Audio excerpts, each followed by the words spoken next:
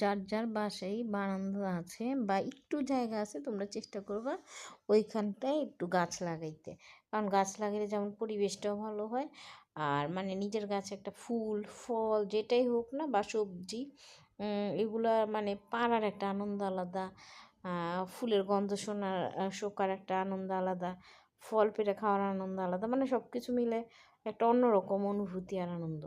তো আজকে আমার আকন ফুল গাছে 4টা আকন ফুল ফুটছে, আর নীল অপরাজিতা ফুটছে 10টা। আজকে যেহেতু সোমবার, আর নয়নতারা 2টা ফুটছে, চম্পা ফুল মনে হয় 3টা 4টা ফুটছে। তো যেহেতু সোমবার, সোমবারে আমার ঘরে তো বাবার মাথা দুধ জল ঢালতে হয়, প্রতিদিনই জল ঢালা হয়, কিন্তু তারপর সোমবার যেহেতু স্পেশাল একটু দুধ ঢালতে হয়।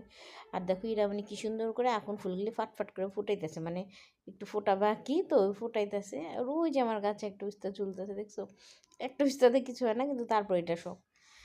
আর এই যে দেখো এগুলো ফোটানোর পরে এই যে বাবু আবার নিচ থেকে একটা গাছ থেকে বেলপাতা নিয়ে আসছে একটু দূরে, বাবুর একটু কষ্টই হয় তারপরও পাঠাই, ওই নিয়ে আসছে বেলপাতাগুলো খুব সুন্দর। আমি আবার নিচে গিয়ে তুলসী পাতা আর হইলো ধুতরা ফুলও নিয়ে আসছি একটা গাছ থেকে। আর বাবু এই যে বেলপাতাগুলো এখানে ধুইছে না, কাদা মাটি ছিল, এই যে দেখো এই জায়গাটা তাই এরকম লাগতেছে।